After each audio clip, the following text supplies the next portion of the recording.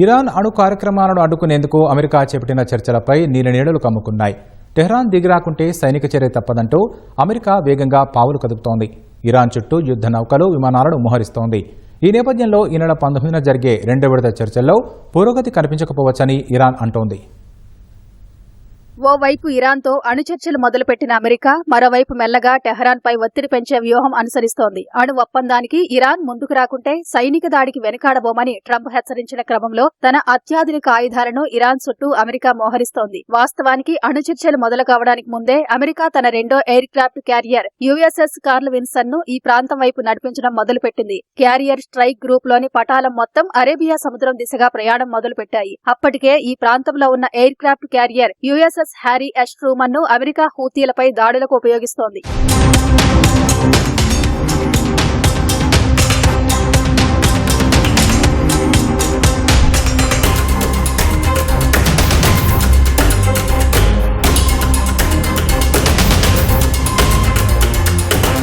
America రెండో విమాన వాహక నౌక కార్ల్ విన్సన్ వమన్లోని సొకొత్రా ద్వీపం సమీపం నుంచి పనిచేయనుంది. ఈ నౌకతో పాటు ఈ గ్రూపులో యుఎస్ఎస్ ప్రిన్స్టన్ స్ట్రెట్, విలియం పి లార్సన్స్ ఉన్నాయి. కార్ల్ విన్సన్ నౌకపై F-35, F-18 యుద్ధ విమానాలు ఉన్నాయి. అమెరికా 5th ఫ్లీట్ కూడా దాడులకు సన్నాహాలు చేస్తోంది. దీని స్థావరం బహ్రెయిన్లోని మనమాలో ఉంది. ఇది ఎర్ర సముద్రం, గల్ఫ్ ఆఫ్ పర్షియాలో కార్యకలాపాలకు బాధ్యత వహిస్తుంది. మరో కీలక స్థావరమైన డియాగో గార్సియాలో అమెరికా B-2 స్టెల్త్ బాంబర్లను మోహరించింది. ప్రపంచంలోనే వీటిని తలదన్నే బాంబర్లు లేవనే చెప్పాలి. ఇది ఇరాన్లో భూగర్భ స్థావరాలను కూడా లక్ష్యంగా చేసుకోగలదు. అమెరికా వద్ద ఇలాంటివి మొత్తం 20 ఉండగా వీటిల్లో 6ని ఇరాన్ సమీపంలోకి తరలించింది.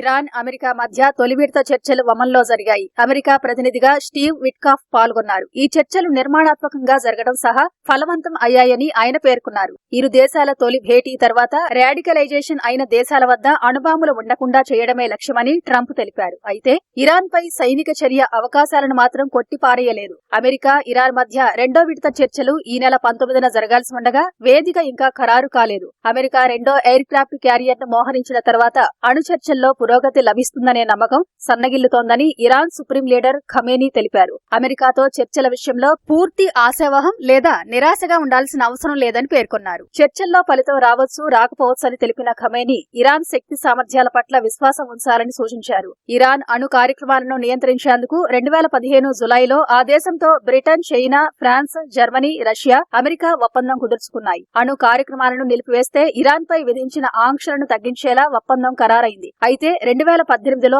ఒప్పందం నుంచి అమెరికా వైదొలిగింది. ఇరాన్ పై తిరిగి ఆంక్షలు విధించింది. తర్వాత ఇరాన్ అణ్వాయుధాల తయారీని మళ్లీ చేపట్టింది. ఇటీవల ట్రంప్ అమెరికా అధ్యక్షుడైన తర్వాత ఇరాన్తో చర్చల ప్రక్రియ మొదలైంది.